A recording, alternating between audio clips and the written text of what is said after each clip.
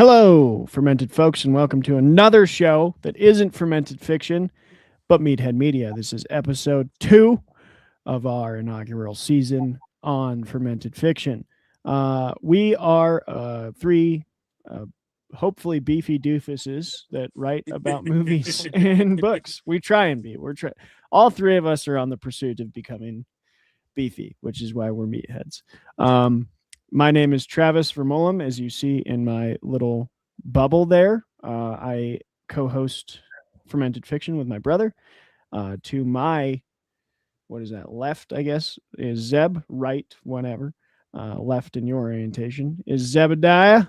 And down below is Kent Harmon. We are the three writers on the Meathead Media Substack. If you want to read any of the articles that are discussed today, go to meatheadmedia.substack.com and you can read our reviews of such great movies as Arrival, Patriot Games, The Smashing Machine, Miracle, and a twofer. I wrote a twofer this month on 2 Oscar nominees, Sentimental Value, and of course, Hamnet. And we're going to talk about all of that. So if you haven't seen any of those, spoilers ahead. We're going to spoil everything. So go watch the movies before you come listen to us, because the movies are better than us talking. But hey, we're a close second, we hope. Kent, what's been going on with you, man? How you doing? Good. Anything you want to say to the people? Yeah, new to Milwaukee, getting settled in. I'm sure some of the viewers have seen some, at least from my previous video, just a blank wall, kind of moving boxes, stuff like that. Moving's going well. We're getting settled in, and excited for summer. I'm closer to this guy over here, so we've been getting up to some nonsense, and look forward to some more. Nice. Yeah, how was that drive from Reno? Oh my God, it's like Vietnam flashbacks just thinking about it. Because Travis, I don't know if you, yeah, but this guy long hauled it to Reno to pick up some of like his stuff that he had left, and then long hauled it back. Oof. Oh, yeah. Oof. Alone? Yeah. Alone. Yep. Oof. Yeah. Boy. Technically, he wasn't technically alone. It was him and Willie Nelson. Yeah, right. Yeah. That's a good driving companion.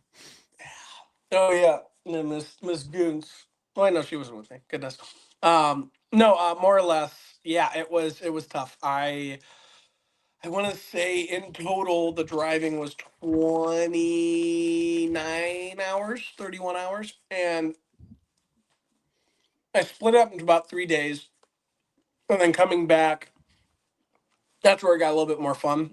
Where Margaret and Steffi, to the viewers, girlfriend, sister.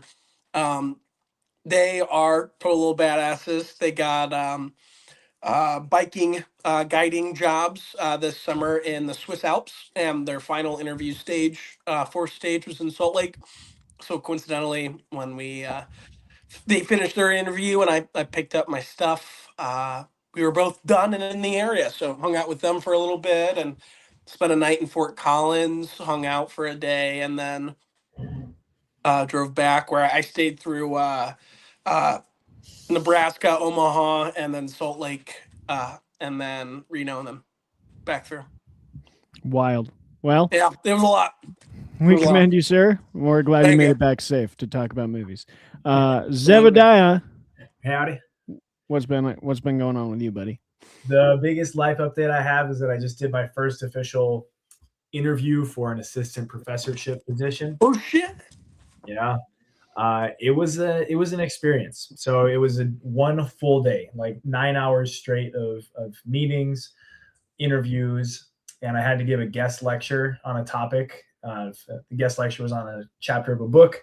So putting together like a big lecture was really fun. Yeah, it was interesting. I definitely learned a lot from it. It was a great experience, and we'll see if I get an offer or not. But for the time being, I'm still here in Milwaukee, baby. All right. Well, as for myself, you can probably, you know what? I'm just going to cop out and say, go to Fermented Fiction to see some of my life updates. No, I'm kidding. I'll actually give one. You might have seen, if you watched that other show, that I've been pursuing for a while, a teaching credential, 2 years now. Well, folks, gentlemen, No way. I'm credentialed. All right. I am credentialed. So, well, it's cool for me because my degrees are in subjects that public school has decided not to care about. Yes, that's a dig on public school. I don't apologize for this.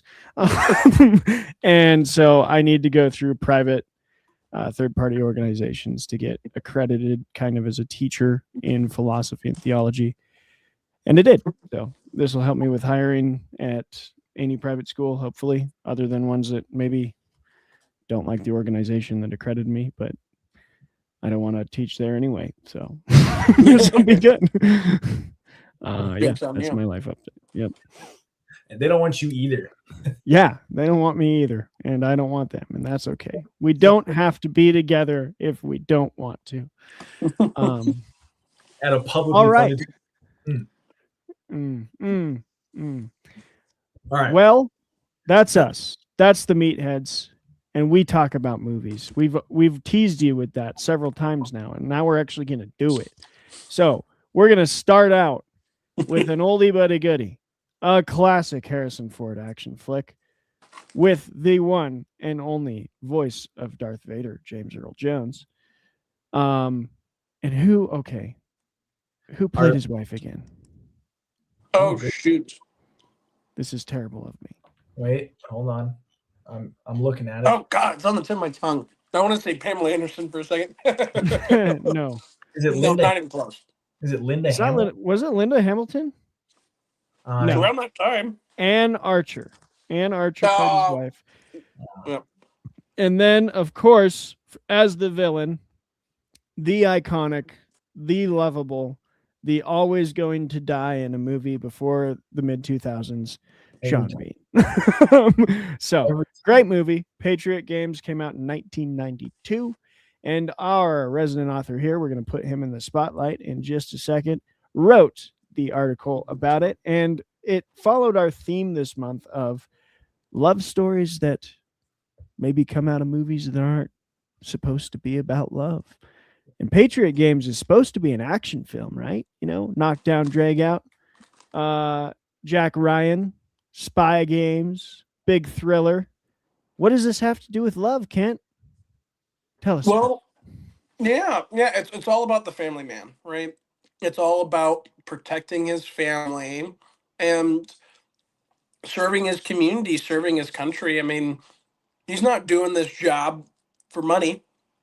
And towards the later half of this, he's certainly not doing it necessarily for country. It's for his interests. It's for his own love for things. He's a protector. And in this second film, he is off on vacation. He gets dragged into this, and not vacation necessarily, but for him probably. I mean, he's off in England, I believe, and more or less he gets roped back into it, and he finishes it. He doesn't throw the first punch, but he finishes the fight, and he does it in the name of family. So I couldn't think of anything better that represents true practical love. Yeah, I thought you really dug deep into this one, and it was awesome. I love that you talk about it being built on a marriage. So let me just read a few of your words for our audience. The movie's emotional center is not rooted in politics at all. It's rooted in marriage. From its opening moments, Patriot Games establishes that Jack Ryan's defining commitment is not to a country or a cause, but to his wife Kathy and their child. The film's real question is not how a good man confronts terrorism, but how love survives when violence intrudes on an ordinary life. Yeah. I think that was awesome. And I think, if I may set up my question with a bit of history nerding out here, I think a lot of the stories of the greatest warriors we read, like, there's two kinds of great warriors we read. There's the psychopaths. Okay, I'm going to addend this again. 3. I would say 3. There's the psychopaths who just like to kill people. There's the self-obsessed who just want to be glorious. But then you get a lot of stories in history of the men who have deep love for their home. And I think that's what you've tackled here. And those are often my favorites to read. One of my favorite historical figures is Winston Churchill, because his love of England drove him to defend it with this fury that people often were kind of like shaken up by. So can you talk about that? I really like that you pulled that out of the movie and how Jack Ryan kind of represents that, and how Harrison Ford's like acting plays into that role, and also Zeb. Obviously, let's reform it here. Do you mean it more from like a communal sense or like an individual sense? That patriotism. I mean like you talk about his dedication to his home as being like above his country, and like he has something to fight for. Like how do we like see more that? of like Yeah, an individual role in that patriotism? yeah. How do we see that in Patriot games, and like how do you think Harrison Ford brings it to the front? Yeah, I think uniquely in a lot of sects of our government, and I could speak uniquely to this. I'm sure the viewers see it. This is my old volunteer fire department. I like sleeping in it. It's nice and comfy. More or less, I think there's this silent honor and morality a lot of folks carry in lines of work like that, regardless of country, honestly. But to speak individually to this, I think there is this silent honor that relays this consistency, this dependability.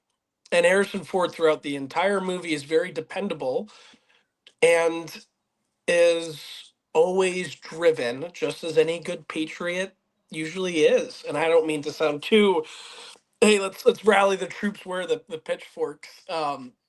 But no, it's the classic era where your villain wasn't a terrorist as we know nowadays. It's this uh, European men, like from Die Hard, and it's this.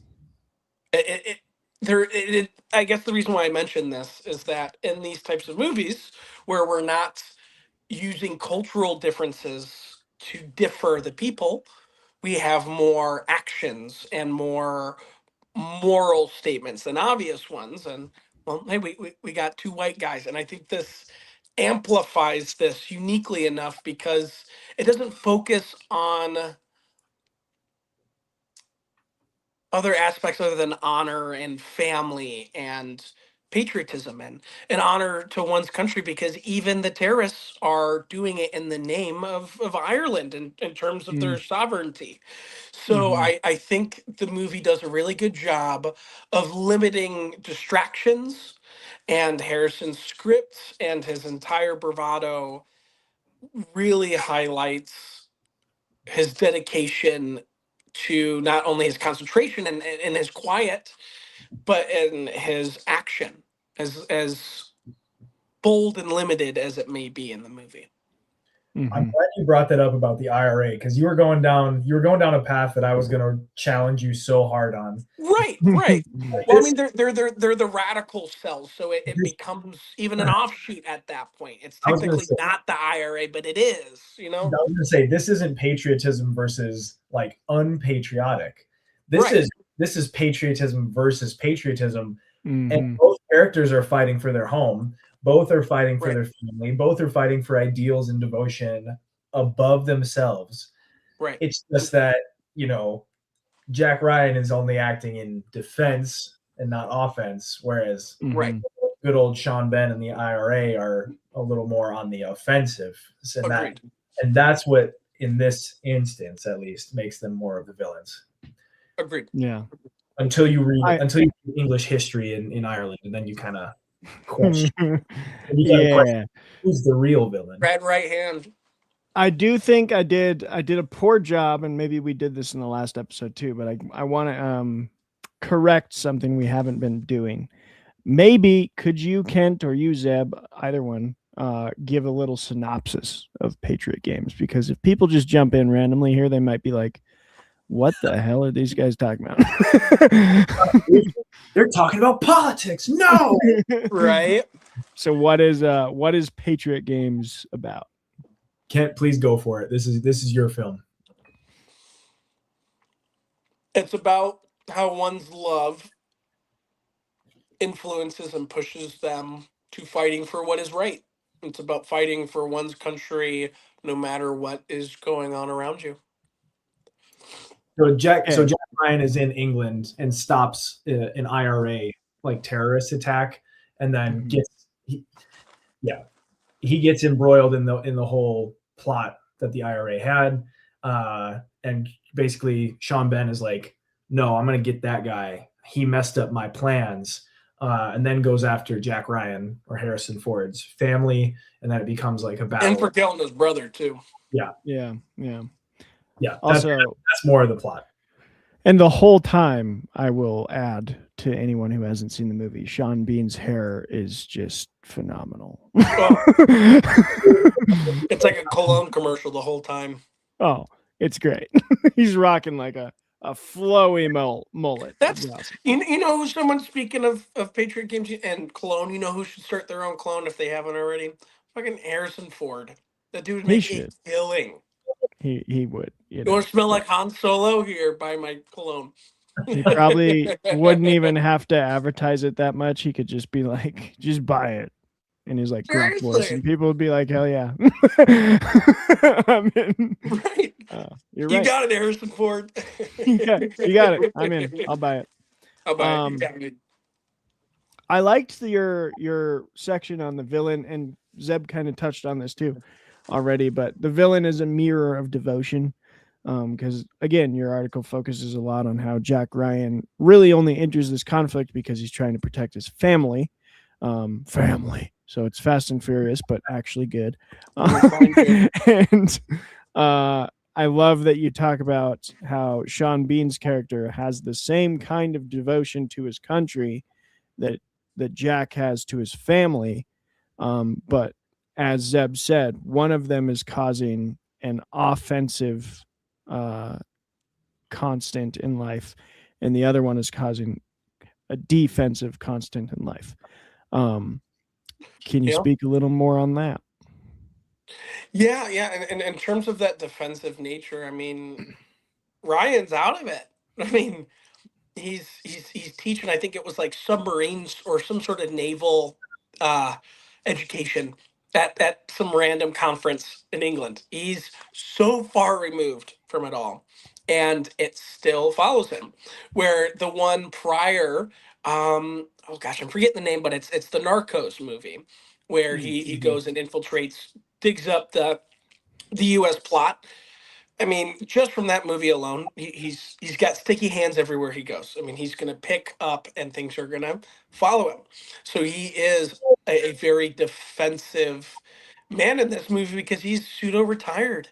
He made the big case, he's done. And that's like how all good sequels go, just like every James Bond movie. You're not done yet. Sorry, man. I don't know what to tell you. Girlfriend, bang. Yep. And Harrison Ford gets totally roped into it. And then you've got, I know you said his name, I'm totally spacing on it. Our handsome Irishman, Sean Bean, thank you. He's constantly,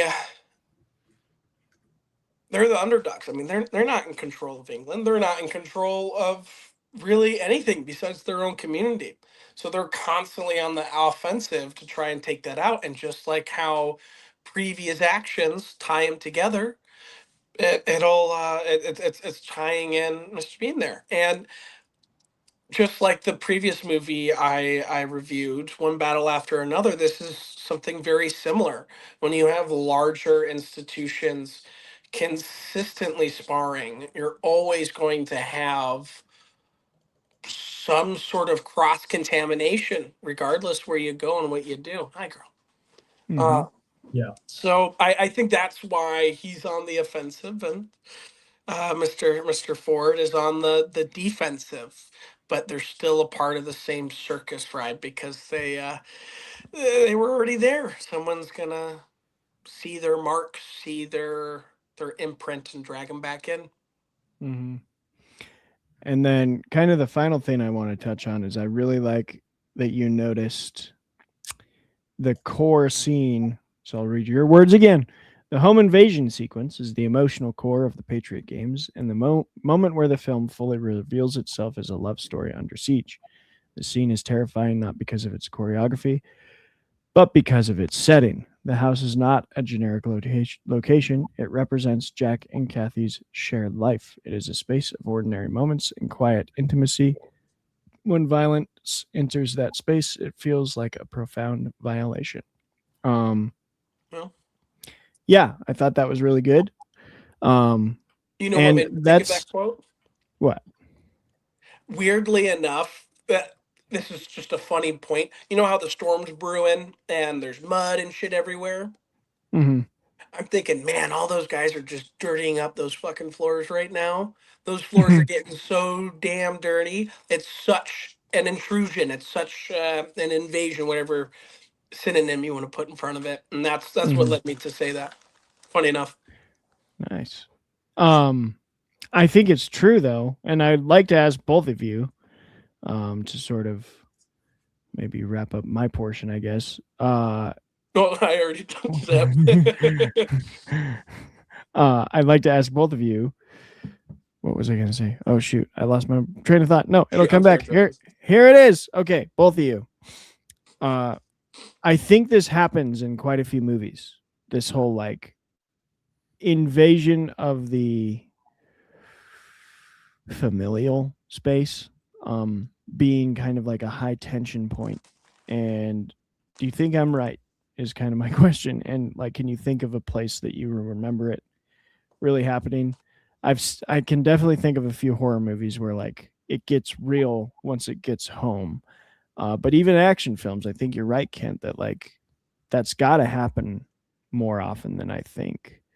And I'm trying to think of more examples of it. But what do you guys think? Yeah, action movies that hit the home. Mm-hmm. Yeah. Or like the high tension point I've got a fun one. is when the home is invaded, basically. Kent? Mm-hmm. I Am Legend. Yeah. Oh, yeah, I can see that. Yep. Because, like, yeah, the turmoil's already there, but he's learned to live in it. And it Mhm. doesn't really, really hit how awful the situation is until then. Or the other obvious answer of Home Alone, but that's not as much tension until they No, really was start that. getting in the home. Yeah. Yeah, and that's where I think I'm kind of saying it like, because I think Patriot Games disguises its high tension point. It's not like a movie just purely about a home invasion, but like that is Right. the point of the most turmoil. And so I think I Am Legend is perfect because it's not a movie about a home invasion, but the mannequin changes everything. And like the mannequin seems like just a mannequin, but to him, that's like everything. And as soon as it's not how it's supposed to be, he's like, what Well, the hell is going on? And yeah. everything's going to change. Mm-hmm. Yeah. Mm-hmm. Yeah. I was gonna say, I couldn't think of a movie off the top of my head, but I could think of a TV show called The Terminal List. Called what? The Terminal List. With Oh, yeah, I've heard of that. yeah, it's a really good TV show, and the main character is played by Chris Pratt, and he goes off and does crazy special operator things and gets involved in a conspiracy theory, but doesn't really like care about it until all of a sudden his family gets whacked, and then it's game over for everybody Mhm. involved. But Yeah, that one was especially. I watched the first episode, which at the end of it is when the family gets whacked. And I remember being like, oh, "Okay, like there's stakes to this. Like it's not. I didn't expect that. I didn't expect his wife and kid to just die." that was not a happy ending series either. Oh no! Oh no! I gotta watch it, but I have the book on my shelf. I want to read the book first. Nor was the follow up called Dark Wolf. Dark Wolf. Yeah. Both very good. Amazon Prime. I have a fun fact, actually, unless you guys have any more things to No, talk about. please. So the Jack Ryan book series does not follow the movies that involve Jack Ryan do not follow the same chronological order that the book series does. So Kent, you were saying about how in this version Jack Ryan is in England talking about submarines because chronologically he was just on the hunt for the Red October right before this book. Oh, That makes that sense. makes so much sense. Yeah. Okay. Do you remember the That's scene? so cool. Yeah, you remember the scene in The Hunt for the Red October where he's like he's gonna take a Perchenkov maneuver and go to the right or whatever. Shit, yeah. Yeah. So that was, even though that was Alec Baldwin, and that movie came out after these two movies with Harrison Ford. It technically took place before the Harrison Ford Patriot Games and Clear and Present Danger. Well, now I look like I got cake in my face. Which is, no, it's I'm funny. happy you're telling me. I'd much rather learn than say something incorrect and move forward. Yeah, it's funny that that Harrison Ford wasn't in Hunt for Red October, but he was in K-19 Widowmaker. Yeah, the Widowmaker. Yeah, that's a good point. He was in another super submarine movie, but it wasn't a Jack Ryan submarine movie.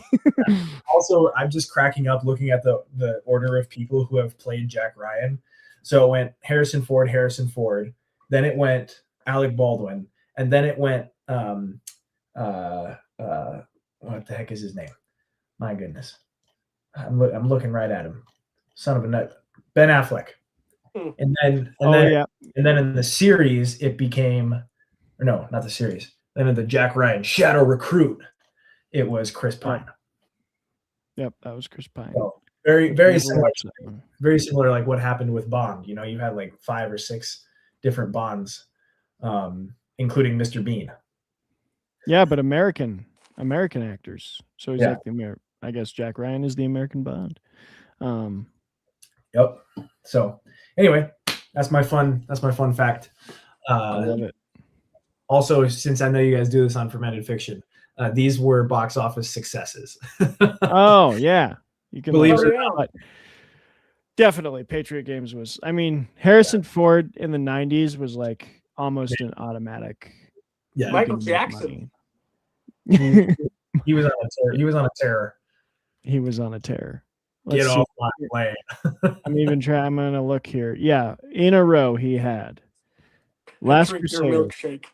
Presumed Last Crusader in '89, Presumed Innocent in '90, Patriot Games in '92, Fugitive in '93, Clear and Present Danger in '94, Air Force One, and he had a bit of a gap before Air Force One in '97.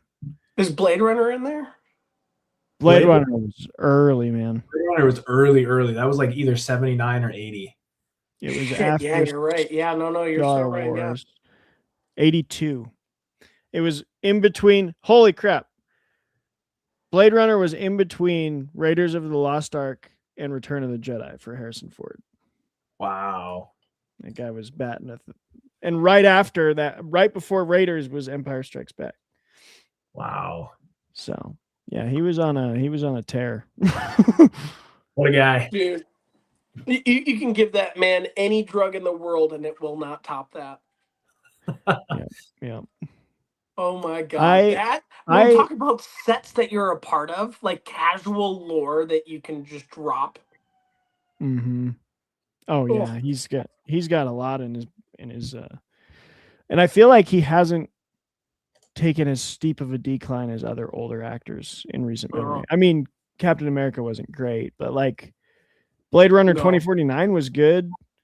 Yeah. Yeah. He was in 42 was good. Ender's Game was good.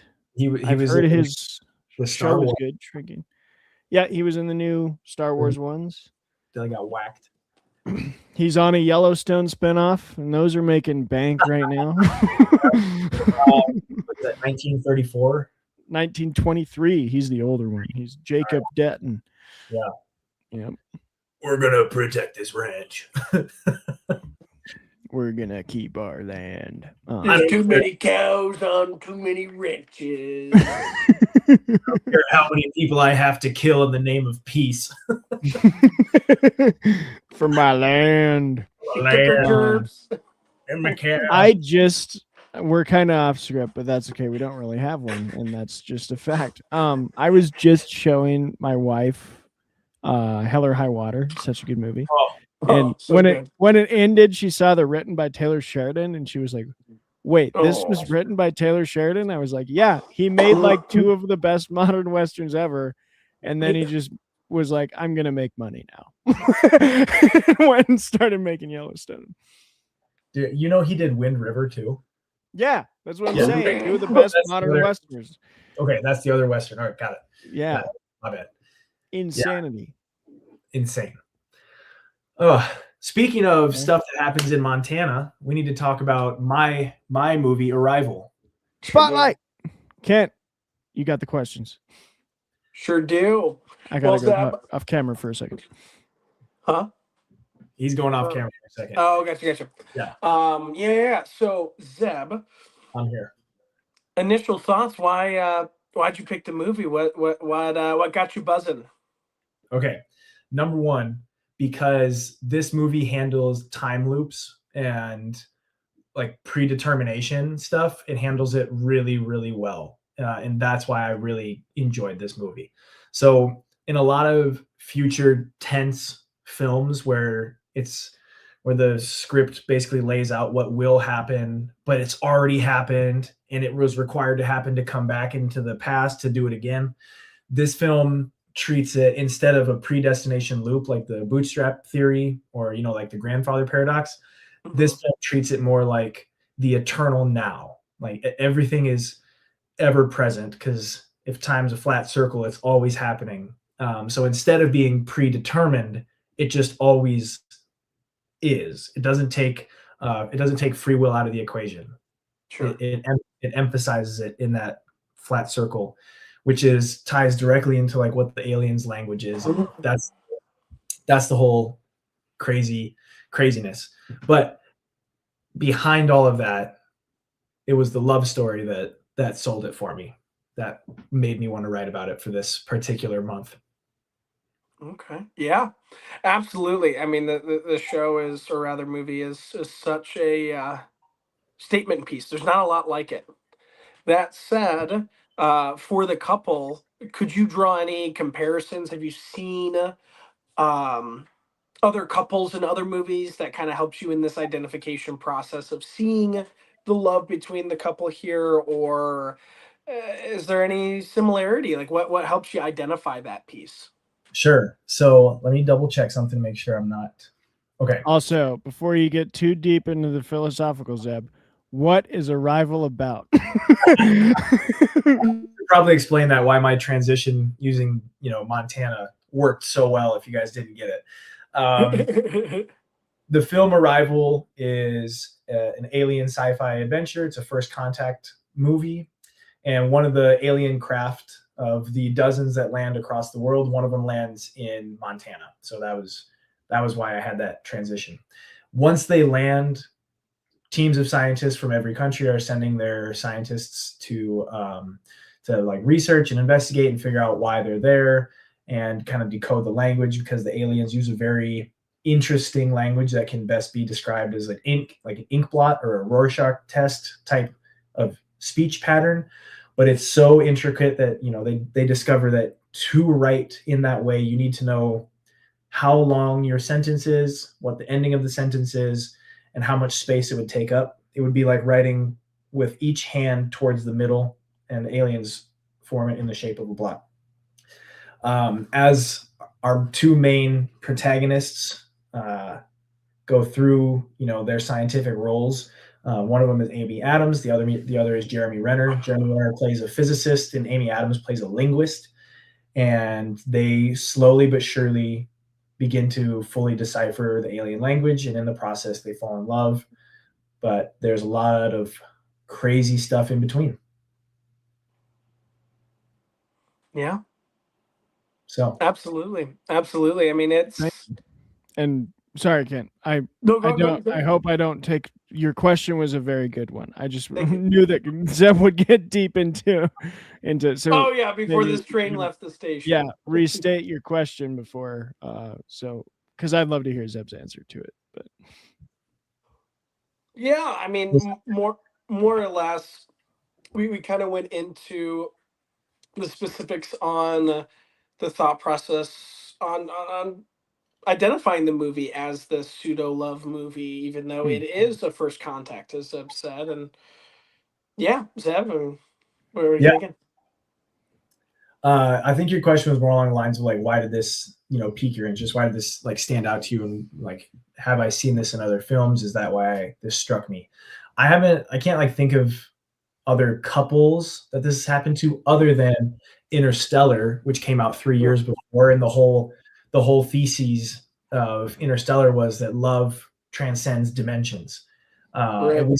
we see something very similar in this movie where Louise, played by Amy Adams, has a beautiful line that got me choked up towards the end of the film, where she tells Jeremy Renner, who's totally clueless, she just tells him, "I have really enjoyed like loving you this long," or something to that effect, of like she has loved him through the future and the past because he is now connected to the circle. She's connected to the eternal now. So yeah, this movie really got me because it followed a very similar theme of like, can love transcend time? And I think it can. Yep. dude, if I can jump in there, Kent, because Please. I'm dying to ask you about Augustine. Zeb, your dad was a philosophy teacher, and I know he probably knows a lot of Augustine. I don't know how much you know, but did you see the similarities between um, this movie and it's kind of like you say, love transcends time and space? And I think one of the most compelling arguments for the existence of free will, even with a God who has a knowledge of all things, um, which, yeah, I'll see. Do you know that? Do you know his theory? I call it future memory. Yeah, But I'm semi-familiar. I've also heard it described as like the prophetic past future tense. Like yeah, something will have had come to pass. Uh, yeah. the best way I can describe it, especially in better understanding free will, is, let's say you're going to take a road trip from me in Milwaukee to Travis and Bozeman. I know I'm starting here. I know that Bozeman is my final destination, but there are a million and one different routes that I can take along that path, right? Mm.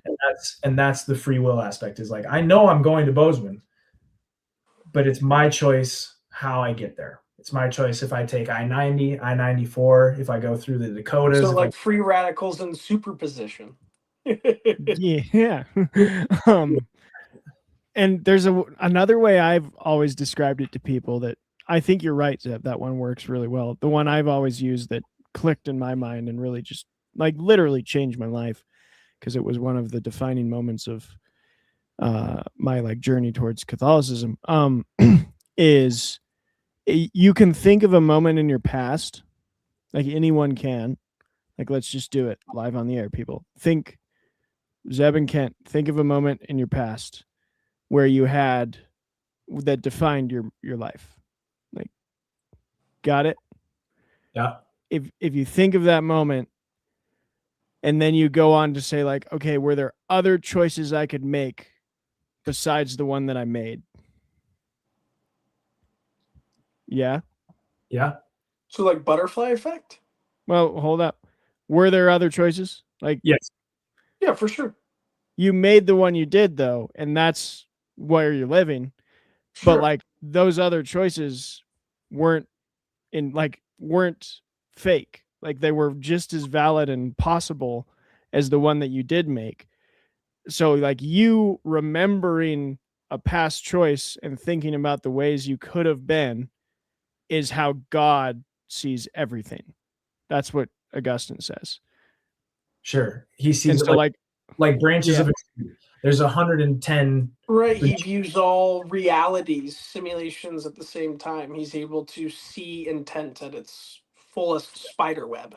Yeah, but that doesn't make the intent any less possible, I guess. So like our free will is still free. We can still make those choices Of course, even of though he course. knows them. So, okay. Long Yeah. theological branch there. And to all people listening who maybe aren't Christian or I fans thought of this was theology, about whatever. movies. Yeah, the point I'm getting to is, do you think that's what Arrival is pointing towards? Is this quarter? So, because I love the way you phrase that the timeline is like one, but also not, and that love is this like uniting force. Do you think there's a lot of that in here, or is it something different? I think they hinted at it strongly and then used the final act of the film to like set it home, to really set it home. I don't think it wasn't a philosophical movie in the sense that like, oh my gosh,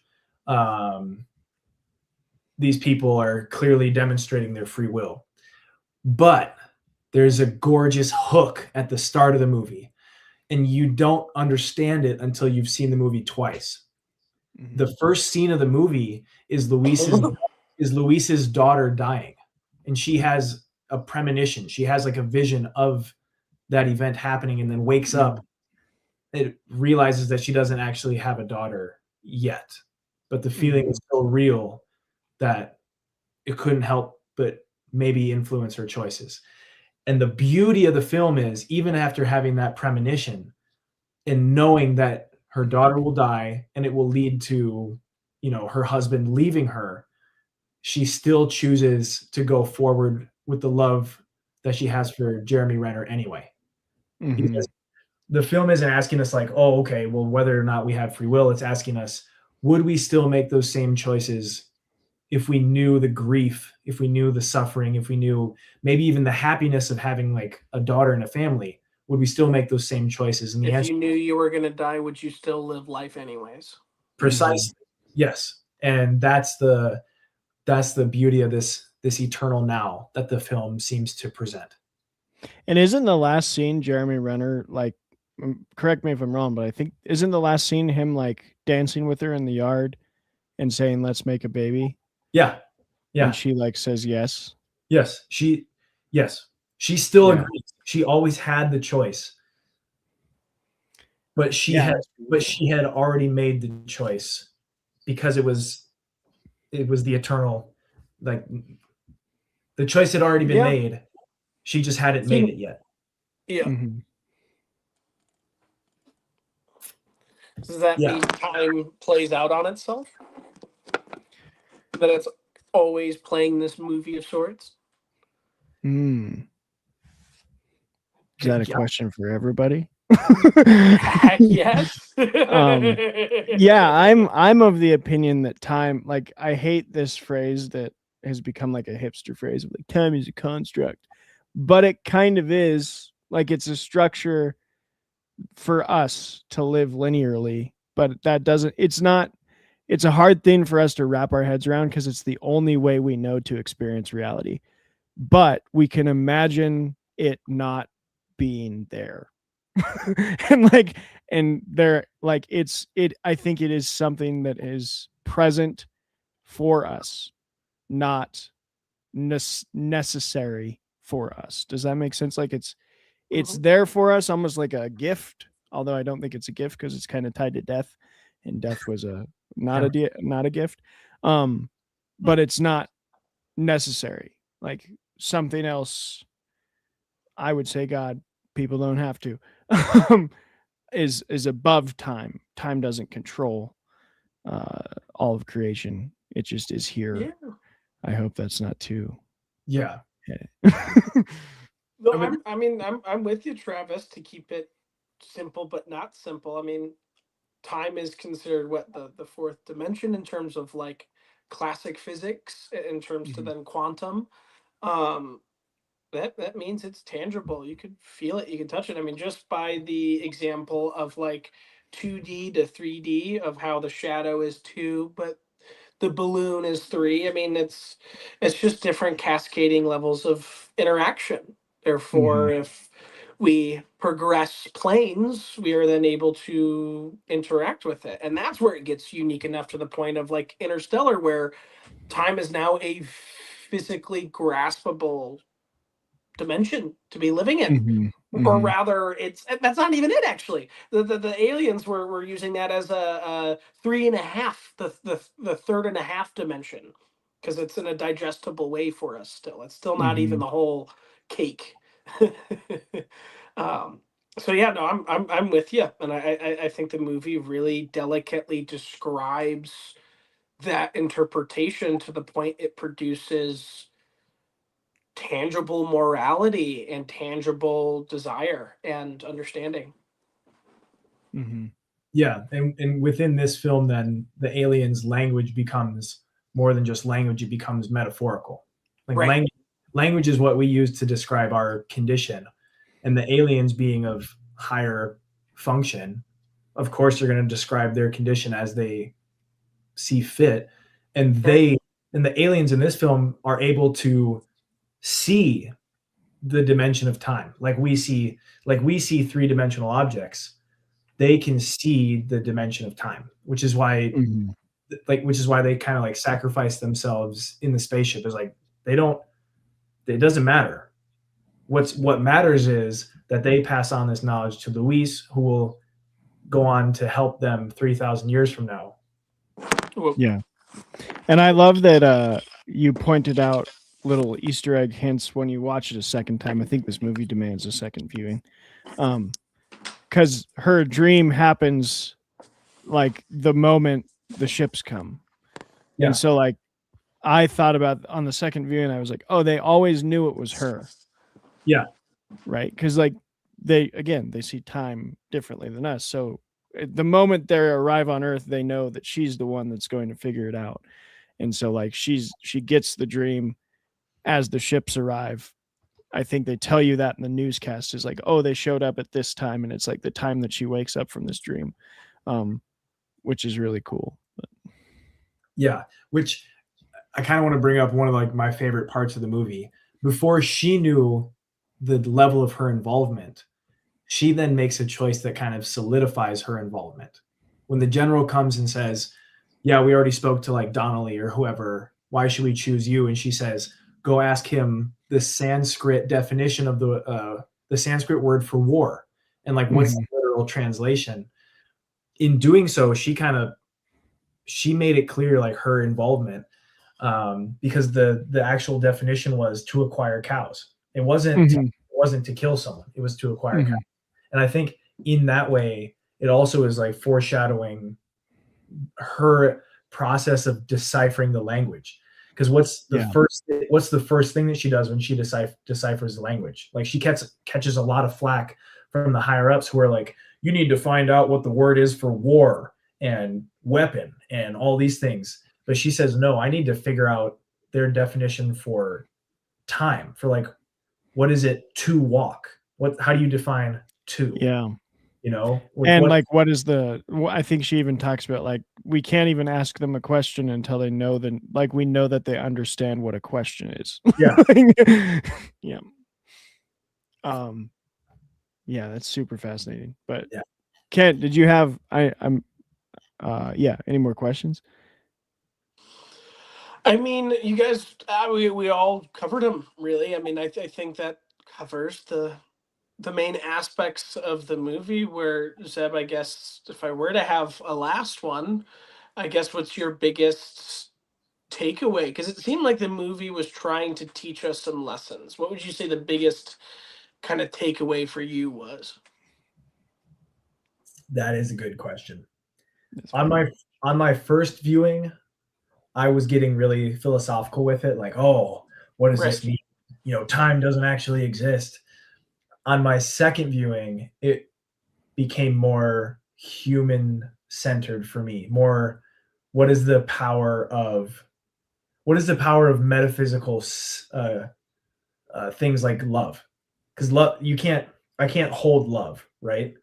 But I sure as shit know when I have it, when I feel it, when I receive it, right? That was the bigger takeaway was, oh, okay, there are some there are some things in our current life that transcend time, and that's the metaphysics. Because Mhm. my love for my grandpa who died isn't gone. He's gone. Mhm. I'm still loving him, no problem, right?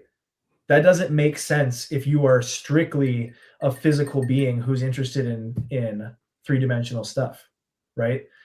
To love something that's gone is I don't know, it doesn't mentally track. To love things in the future also doesn't track either. Like I plan to have kids. I know I'm gonna love those kids. They don't exist yet. Right. But what is what is that gives me the ability to transcend this linear plane this linear life that we appear to be on? That was my second viewing takeaway. Heck yeah. I really like that approach. I gotta read if I can find it. Well, cool. All right. And Honestly, that kind of wraps it up. I mean, Zeb, do you have any things about Arrival that you want to say, or anything that you didn't get the chance for? Yes, I do. I'm going to pull up some fun facts because Travis is going to read us something here in a second. So, Heck yeah.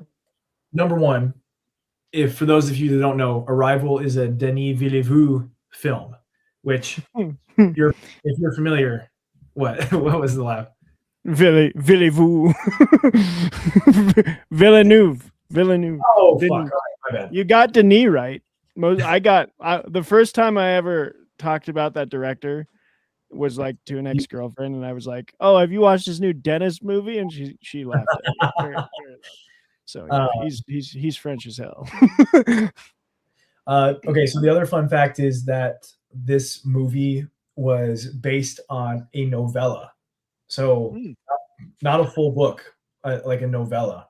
And the original title of the film was going to be "The Story of Your Life," which was the same as the novella. Let's see. Huh. I really like that. Oh my gosh. Okay. This one is fun since we're talking about like Oscar, since we're almost in Oscar season.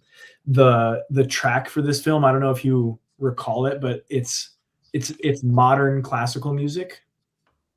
And it was by an artist named Johan Johanssons. And he was supposed to get an Academy Award nomination, but got denied because he had written the score prior to the film. So even though it was his music, it was his score, it couldn't get an Academy Award nomination because it was already written. Like it wasn't written solely for Arrival, which is a bummer. Wow. What a technicality. I mean, it makes sense.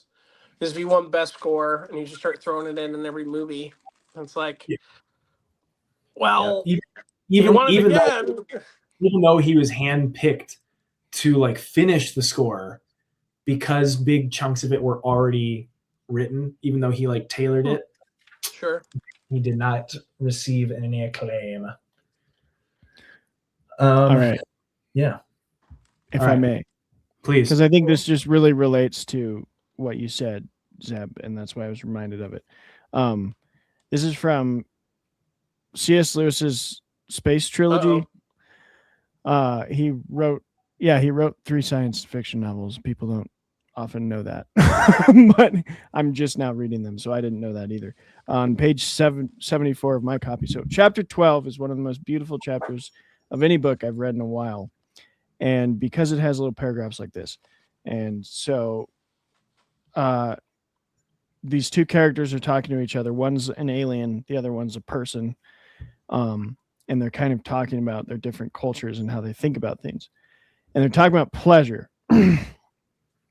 And I just think this is so beautiful and speaks to what you said, Zeb. A pleasure is full grown only when it is remembered. You are speaking, human, as if the pleasure were one thing and the memory another. It is all one thing. The Cerrone could say it better than I say it now, not better than I could say it in a poem. What you call remembering is the last part of a pleasure.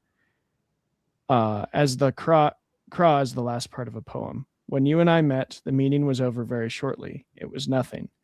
Now it is growing something as we remember it, but still we know very little about it. What it will be when I remember it as I lie down to die, what it makes in me all my days till then, that is the real meeting. Nice. And I'm like, that's so good. Like this, and I think you're speaking to that of like this. Arrival talks about this like unification of the whole memory of a thing as the true love of it. Like you said with your grandpa, like your love for your grandpa as a child and your love for your grandpa now as he's passed is all one love that's like connected in these different ways, and that's so cool. Yeah, that's a good tie-in to classic literature. Thank you. So one strange thing, a little timeout moment here. Travis, I can't hear you at all. Zeb, I can hear you perfectly. Oh, well, we are live. So on our break, we will figure that out. Pointing, I'm like, cool. Okay. So sorry. We are live. We can continue. I mean, yeah. I'll translate. Cool. Yeah. Thank you, Zeb. But do it live. Can't no worries, because it's my turn to start grilling Travis about his write-up on. Cool. Okay. I'm not troubleshooting my end. You rip right on ahead. Rock and roll McDonald's. All right. Rock and roll McDonald's. We're professionals here, people. Yeah, we are. Speaking of professionals, let's talk about professional fighter Mark Kerr. Hey, that guy. Hey. So this is a biopic. You chose to write about the Smashing Machine and our relationships with victory. Your title says a tragic love triangle, but you only list two things. So that's two-thirds of a triangle. What's the third key element in this? It's victory. It's winning. And I, in my opening thing, talk about how most movies that say they're love triangles are actually, as Dimitri Martin, the comedian, put it, love angles, because there's like the guy and the girl, and then there's the other guy, and the girl loves the one guy, loves both guys, but the guys don't love each other, and so that's just a love angle. It's not a triangle. I argue that the Smashing Machine is a true love triangle because it's Mark loves his wife, his girlfriend at the time, who becomes his wife later, Dawn.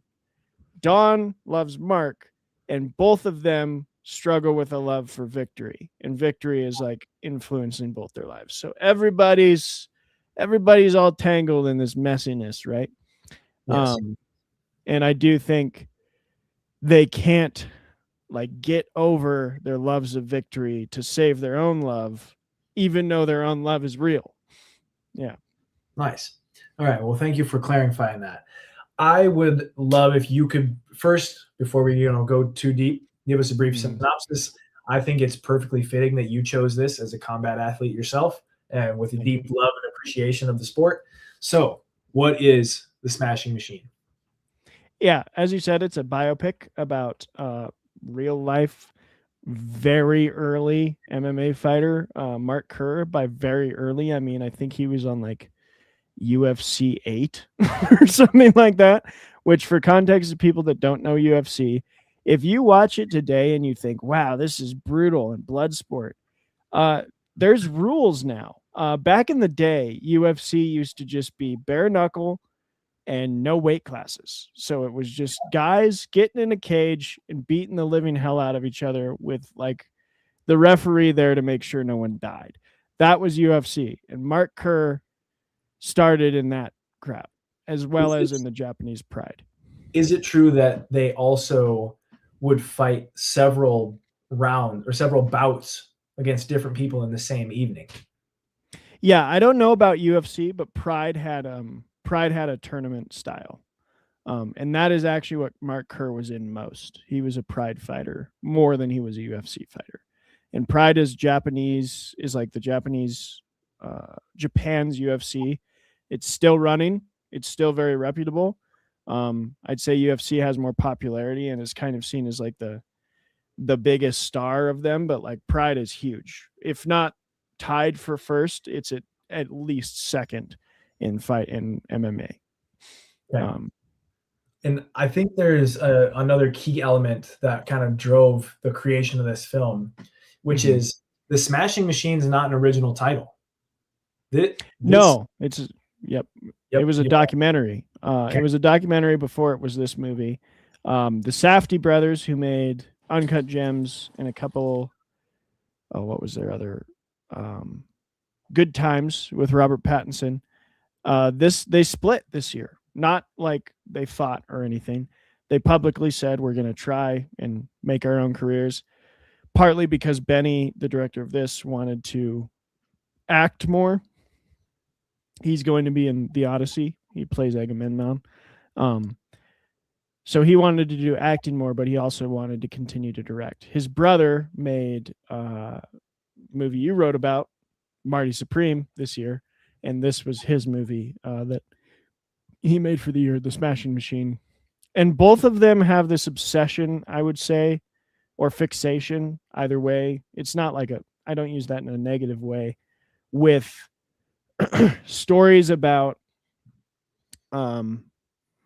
highly motivated people who can't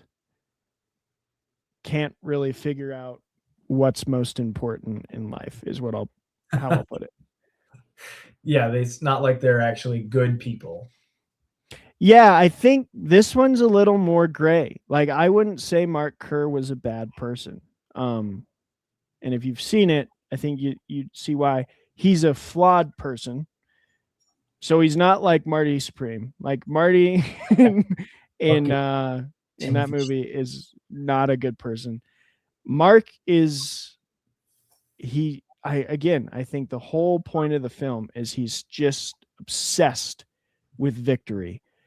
And that makes sense to me. If you want to be that good at combat sports, or any sport really, I mean, from golf to beating each other up in a ring, you kind of have to be obsessed with it and obsessed with winning. Like, you can't just let that go.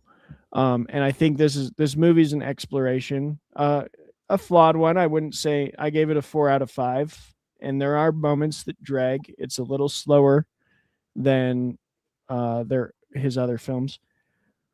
But it's a really good depiction of a man who refuses to lose in every aspect of his life, and how he has to come to terms with the fact that that's never going to happen. Like, he has to lose. It's going to inevitably happen.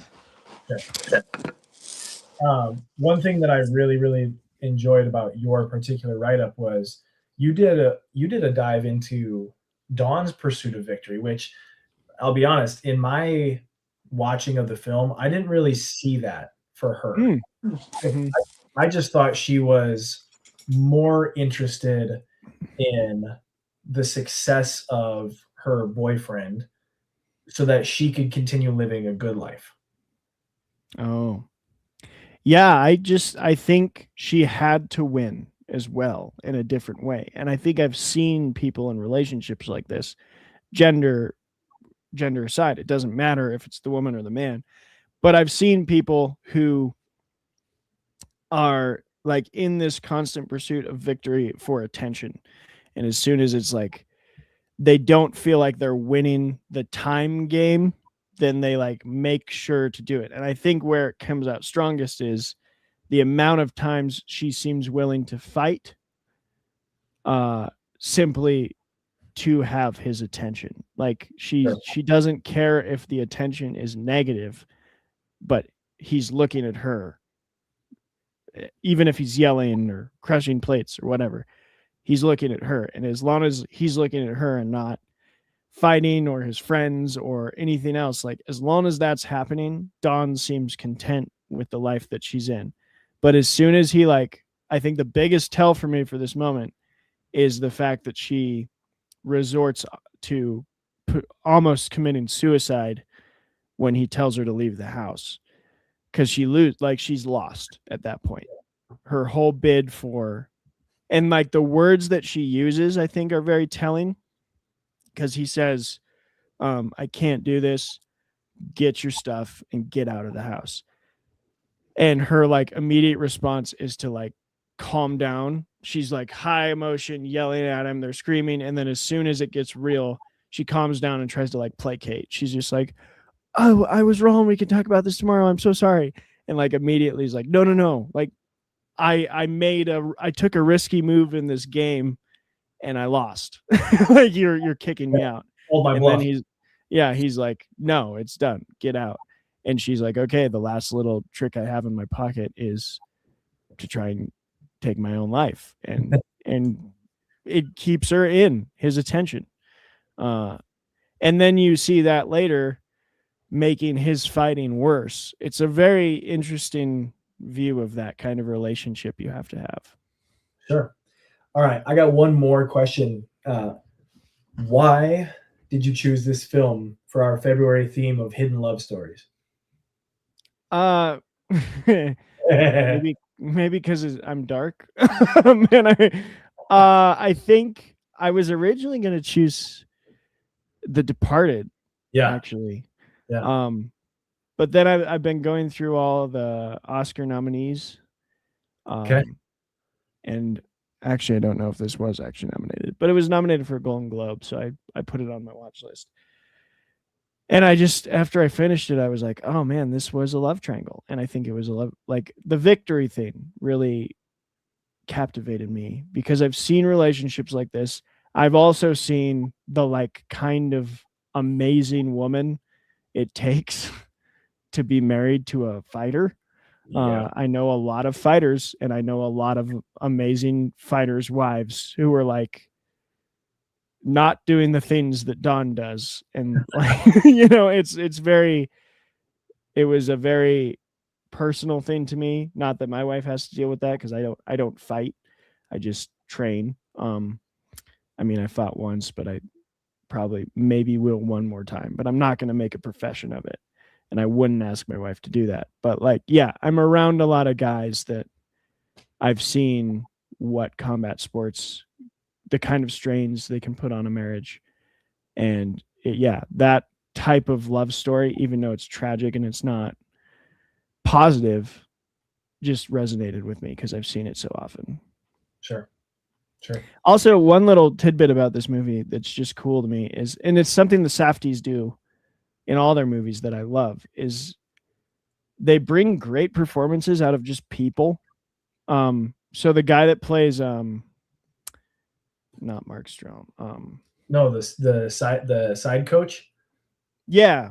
Oh my God, what is his name? He's incredible. He's a real fighter. Yeah, he's Ryan. That's Ryan Bader. And no, the other one. Oh, you're talking about yeah. So here's my point: is like the two coaches are just real fighters. The guy that plays Mark Coleman is Ryan Bader. Ryan Bader was a UFC fighter, and the main coach, is Boss Rutten. Boss Rutten, who was like one of the best kickboxers in history. Yeah. And they don't do a bad job.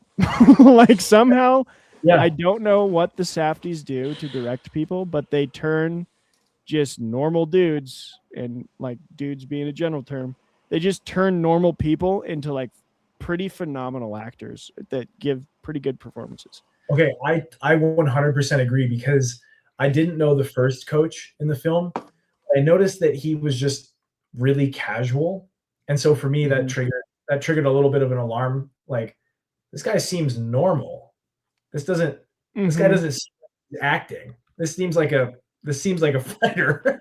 And then I saw Boss Rutten, and I was like, that's a fight. That's a killer.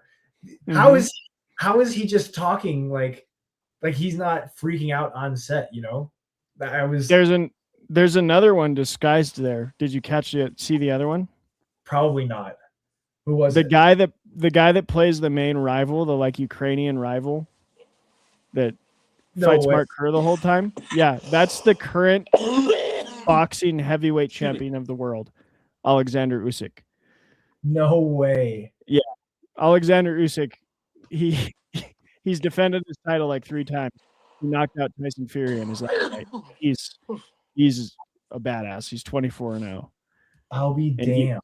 he plays the Ukrainian guy that fights Mark Kerr. Oh, that is a scary, scary looking dude. Yeah, Usyk's the man. Are you talking about the new German UFC fighter? No, the current boxing heavyweight champion of the world. Well, if you haven't seen him, you should. He's this German man who's very stoic, and he looks like he'd be an executioner from the 1400s. He's just missing the cloak. Oh, also Nice. I need to clarify something. I apologize to this fighter. Yeah. Please don't find me. He's Ukrainian, not Russian. Oh shit! My bad. Yeah, I said Ukrainian, didn't I? You might have. I might have missed it. I said Russian. Yeah, I think I said Ukrainian. You're about to get bombs in your mail, son. There's going to be a drone outside the window. All yeah, right. Usyk is awesome. He's also guys show up. He's an Orthodox Christian, which is always cool for me. Anyway, yeah. Sweet. Yeah, that's why I don't have any other questions. Kent, you have any questions about Smashing Machine? No, yeah, that covers it. All right. For well, me, before Zeb, before you jump us into our next one, I'd say let's take our 2-minute break. I gotta go throw some vegetables into a roast pot. So, everyone, turn off your cameras and your microphones, and I'll see you back here in 2 minutes.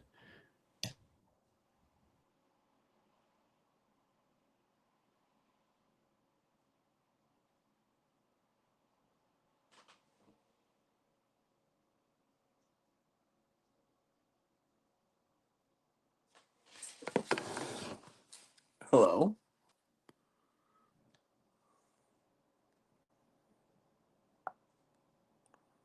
What?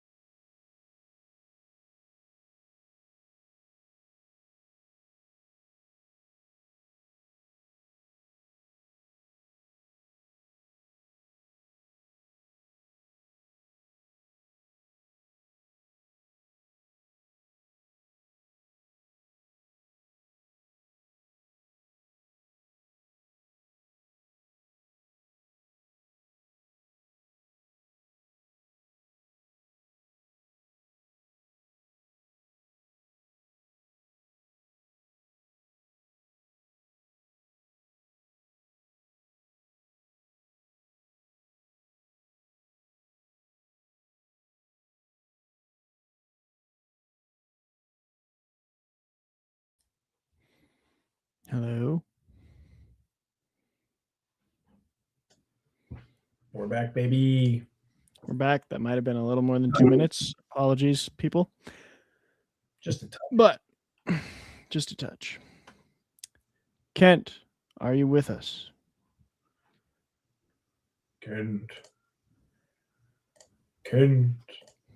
It's me, your father. And Kent. I think we gotta press forward. Hopefully he returns soon. All right, Zeb, take it away. I'm ready.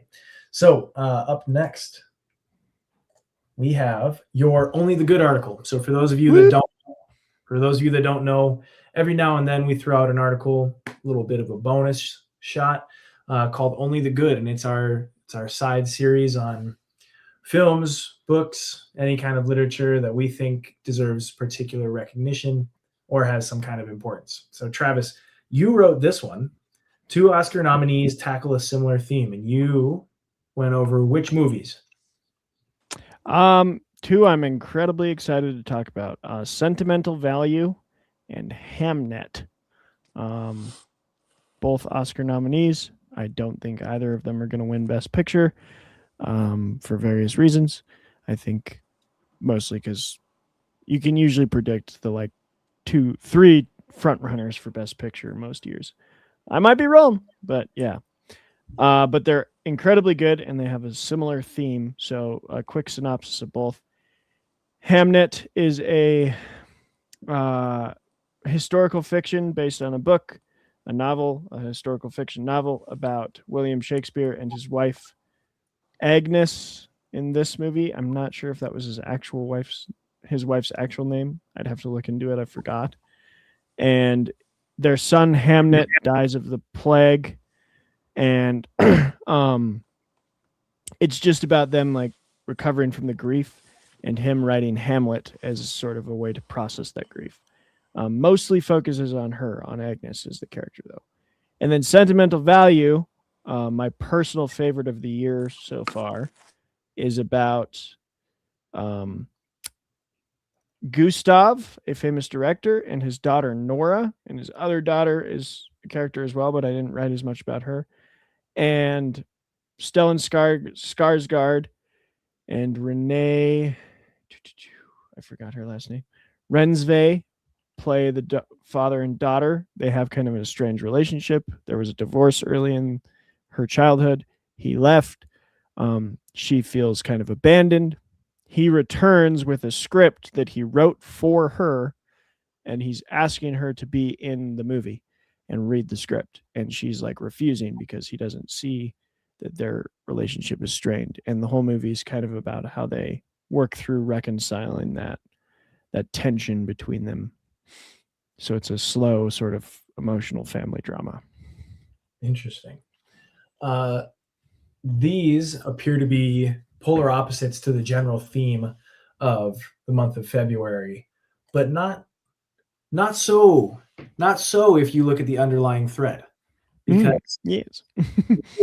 it was secretly love in the first place, right? Yeah, I would say so.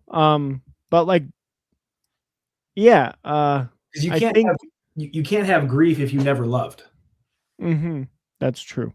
Yeah, I would agree with that. And I think the theme that I found common amongst both was this thread of artistic men using their art to get to like work through their grief. And what I found to be beautiful was the women in their life who are the primary characters of the films seeing that as a good, instead of, I think there's been a stigma on the like pained artist trope of like, oh, that guy sucks. And that's no excuse. You can't just like separate and do your art. And I'm not saying that these movies like justify that, but I think they give a really nuanced and beautiful approach to women who love these men, seeing them and being like, oh, you are grieving. You're just not doing it like me. And I see now, once they see the art, there's moments in both where when Agnes sees Hamlet, the play, and when Nora reads the script finally, they both have these moments of like, holy crap. Like I assumed he didn't feel the way I felt because I didn't see it. the way that I show it. Sure. And I think that was really beautiful.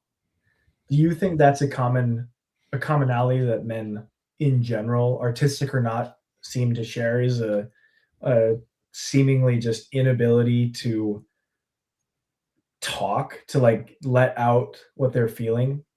Because okay, maybe I'll start with me.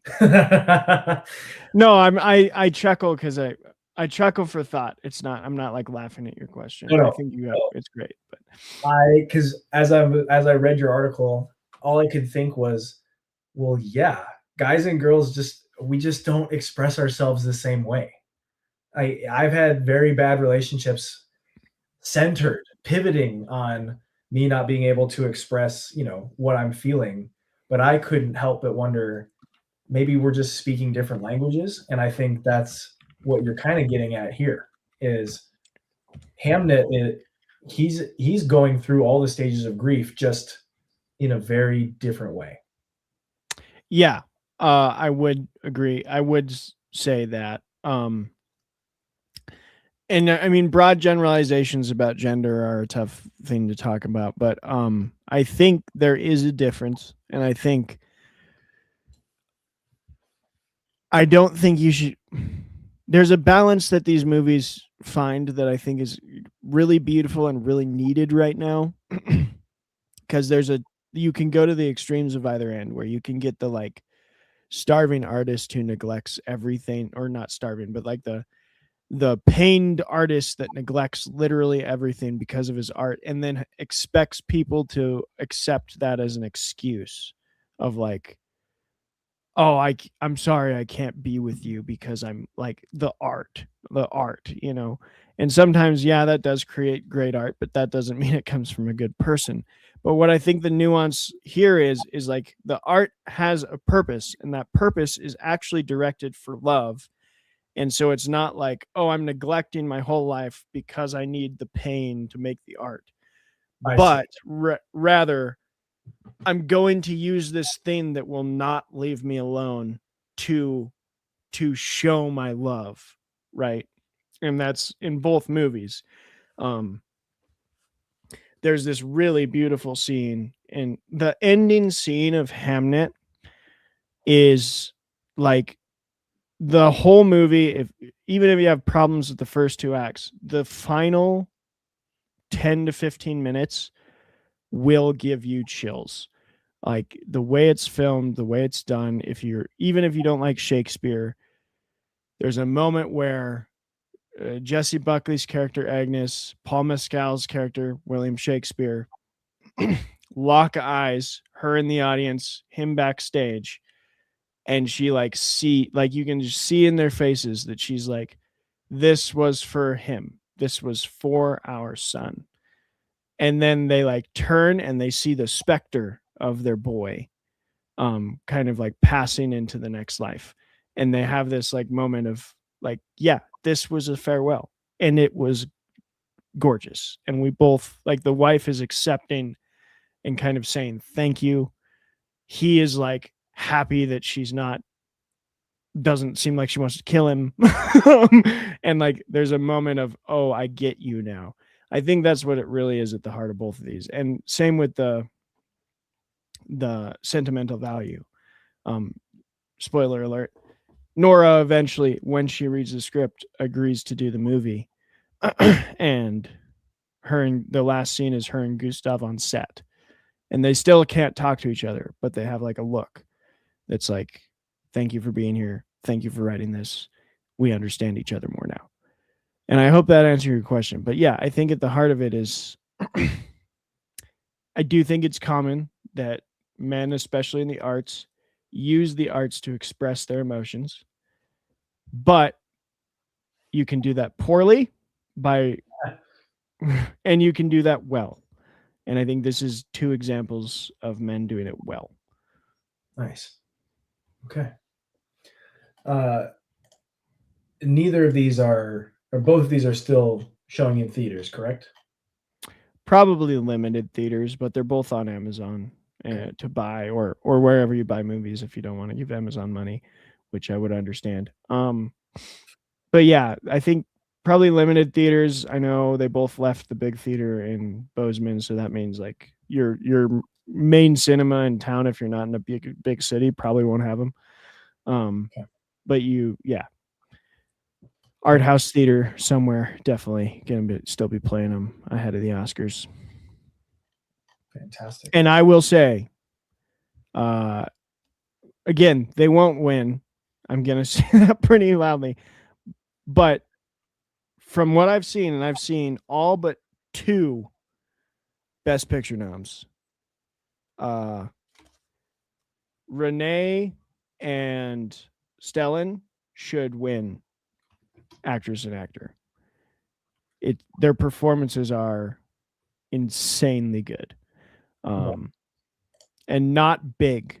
That's what makes them better. It like big emotion is common and hard.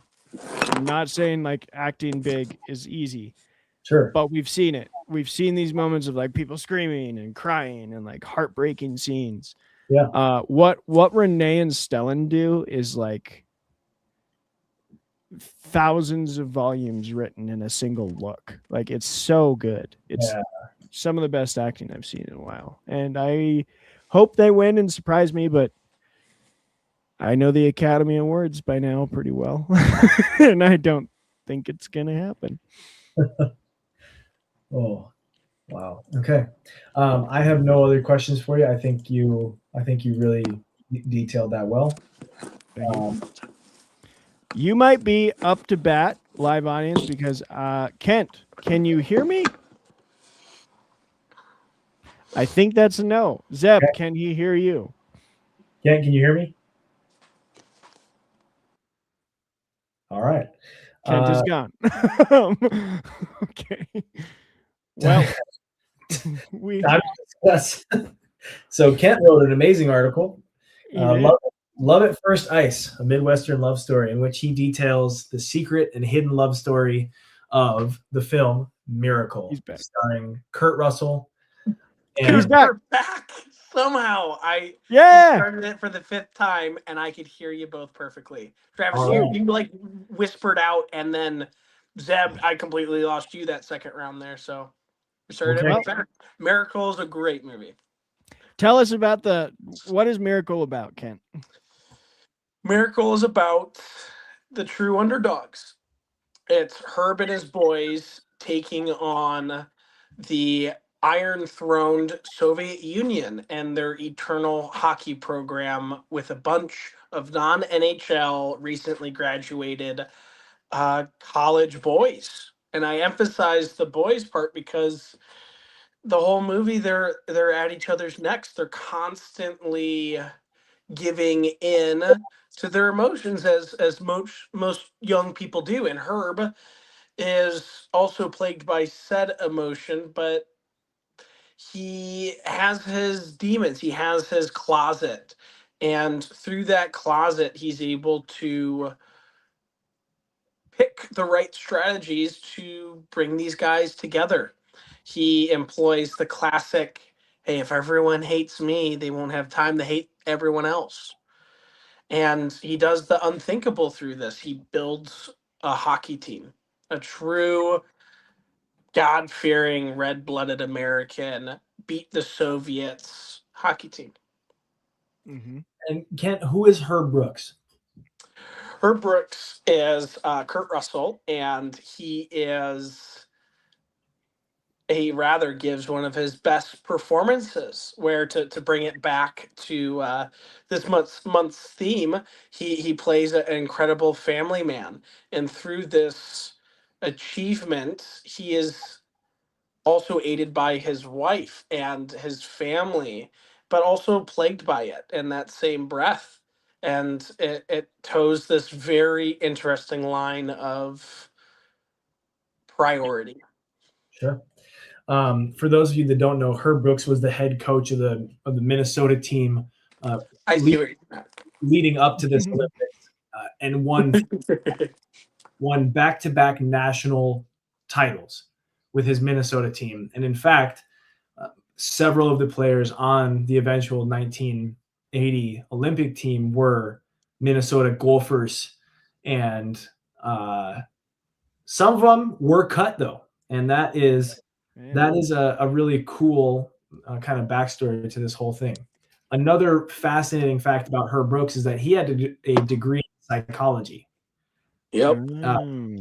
Yeah. So I don't know if you remember the scene from the movie, that test that he gave him. Mm-hmm. That was a psychology test.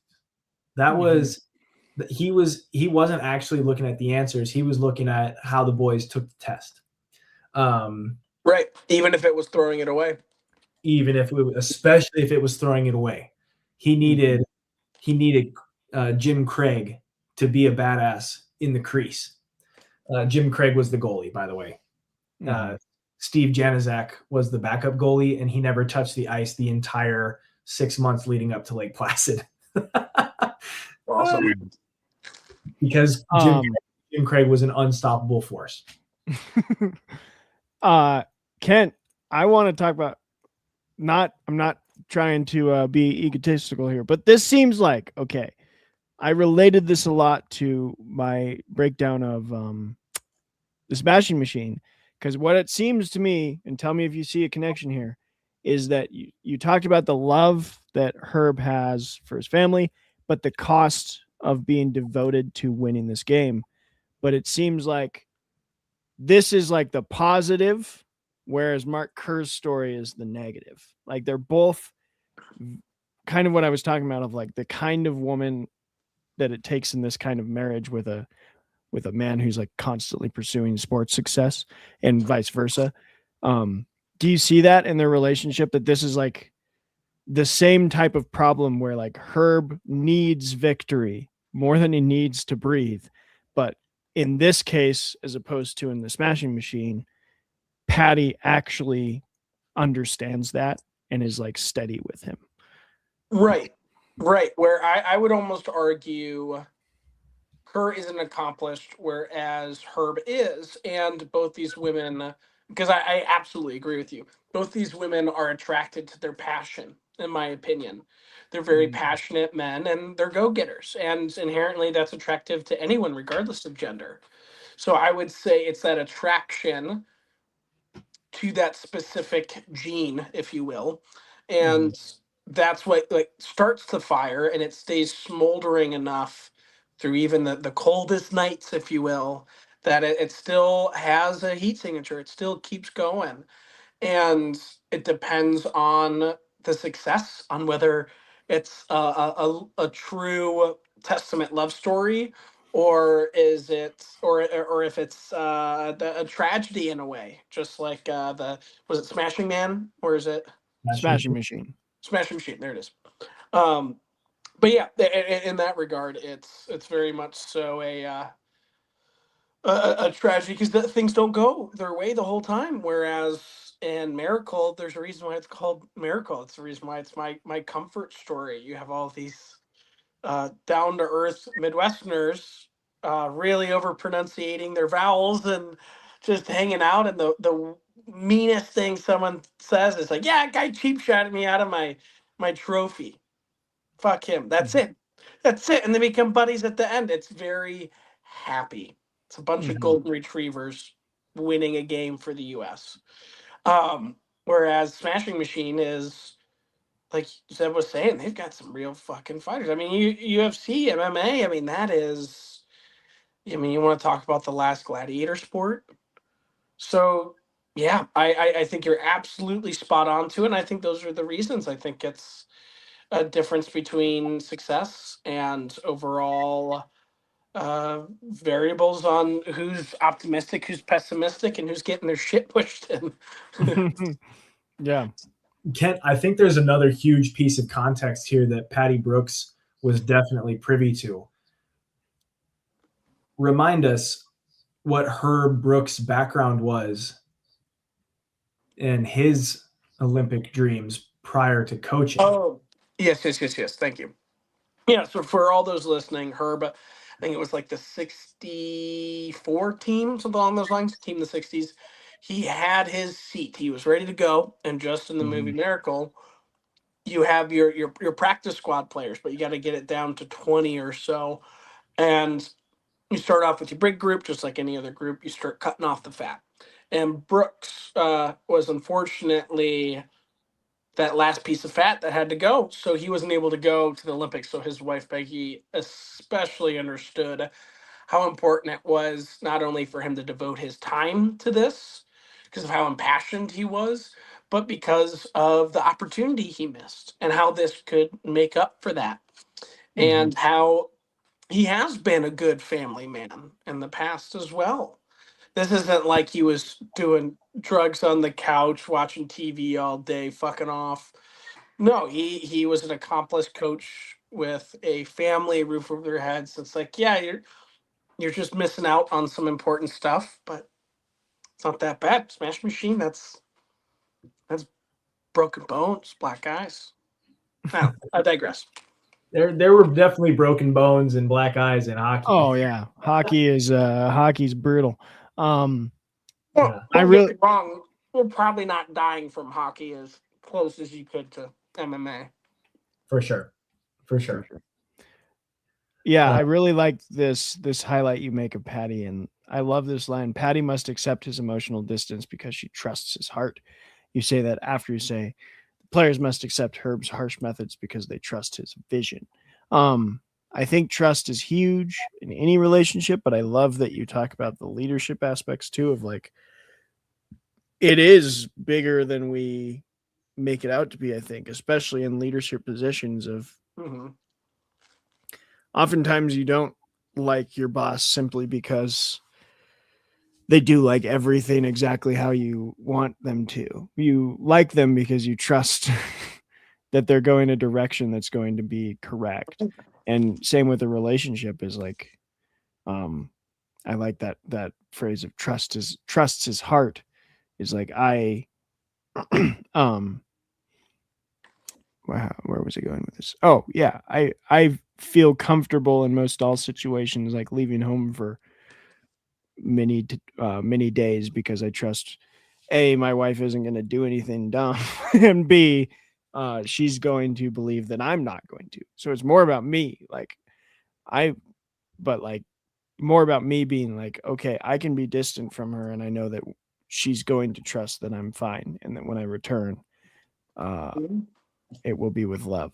So I think that was a really impactful line. Thank you. Yeah, I really value that. Where at the end of the day, it takes two to tango. It's a partnership, and you shouldn't be marrying someone. You shouldn't be getting involved with someone that you don't trust. So I absolutely agree with you. I mean, something like this does take trust. I mean, it's long hours away and going, and yeah, you don't have that trust. This doesn't work. That doesn't work. Yeah, I'd love to talk to you both about we tend to get philosophical if no one's noticed on our articles and our show. But I had a conversation a while back with a couple old coaches of mine, and we were talking about other coaches who shall not be named, but who had a track record of divorces and sort of like broken family kind of things. And the two coaches I was talking to, I posed this question that I would love to discuss with y'all. Basically, we're like, but they were the winningest coaches we knew. And so one had literally been divorced like 5 times, but he won like 12 state championships with his team for wrestling. And I was like, that doesn't seem worth it. And both of them kind of like pushed back and argued with me. And there is this like tricky scale balance thing, I think, of like, yes, you're building a family with a team of a sort. Like these boys who turn into men will probably look back and love you as a coach, and that is a sort of family. But why does it feel as icky to you, and B, why that we some men decide to establish that family at the expense of their home family. Well, And also, yeah, how does this wonderful hockey coach stand in contrast to that? absolutely. I mean, oh shoot, I had it and then I lost it. Shoot. More. No, you're good. You're good. More or less, when it comes to this, and it's come back. So you know what my first initial knee jerk reaction was as you're talking about this is, Travis? What? Whiplash. Oh, great movie. Yep. Yeah, I mean, yeah, it's music. It's a little bit different for viewers watching, listening. It's all about a Juilliard prodigy, a music prodigy, and how the lead instructor becomes so traumatizing and pushing, but so intelligent and genius that it's this warped story of stardom. And in positions like this, where you have your passion turning into obsession, because that's usually the upper echelons of a lot of teams and different groups being awarded accolades consistently. There's this element of consistency to the point of obsession, and I think that's where Herb and a lot of these guys are. They just it consumes them. I mean, when you think back to the moments of the shots with them, with their family, all these different people, every sports movie that involves a whole family aspect or a dad usually. Um, there is this level of commitment that even bleeds through to the shots, and that most of the shots that you see in the house to kind of break up the hockey shots, the sports shots, the actual plot shots, it's usually them working in an office late at night.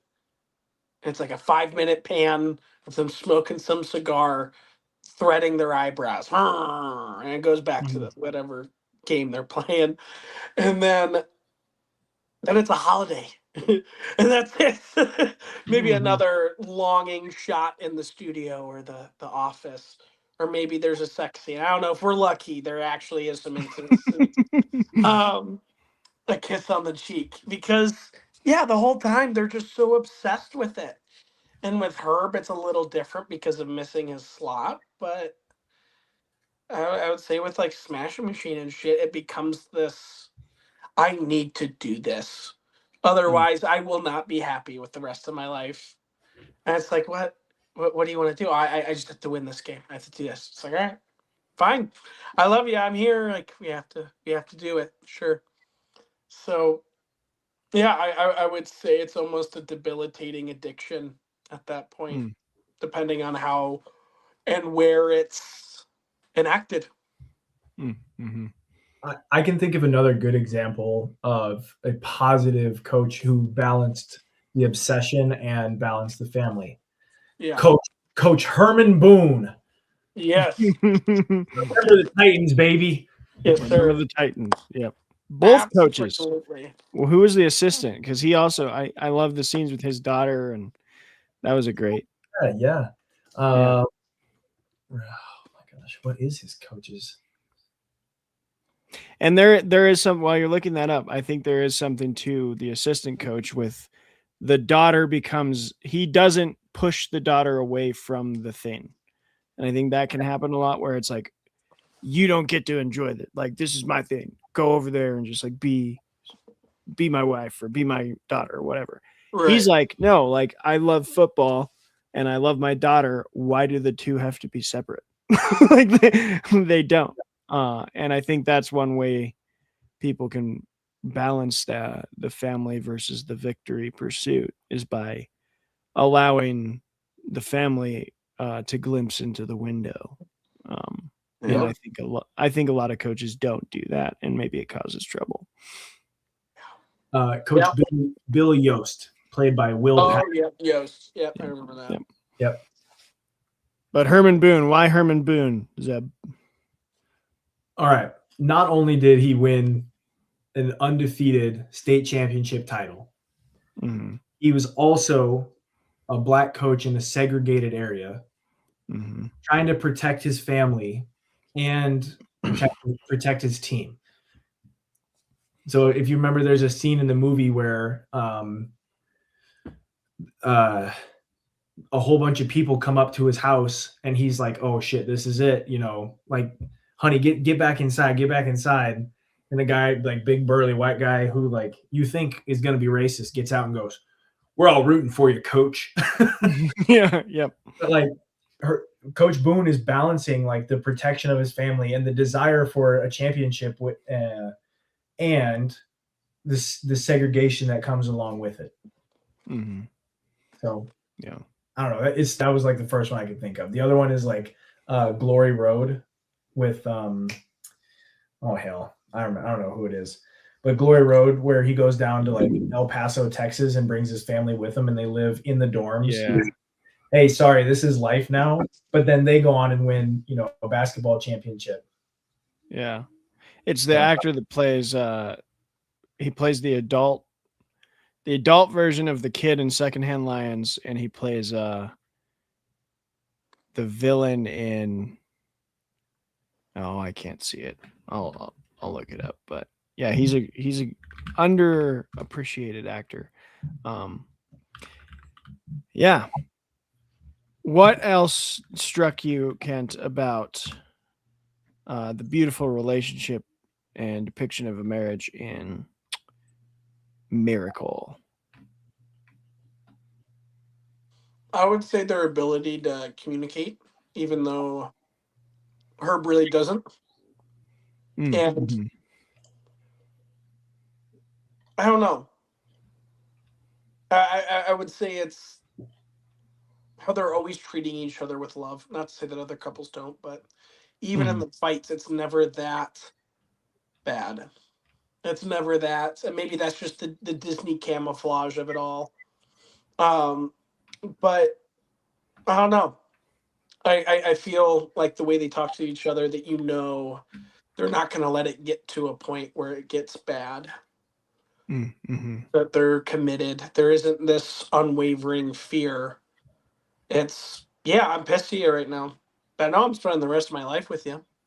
Mm-hmm. Mm-hmm. Or this or that or whatever it is. It's this, I don't fear this fight. I don't fear anything when I'm with you.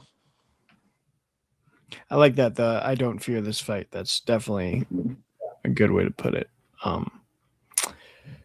And I think you wrote this at a very pertinent time. Why? Could you tell our audience knows. Everybody knows. But it's great. It's great to talk about it.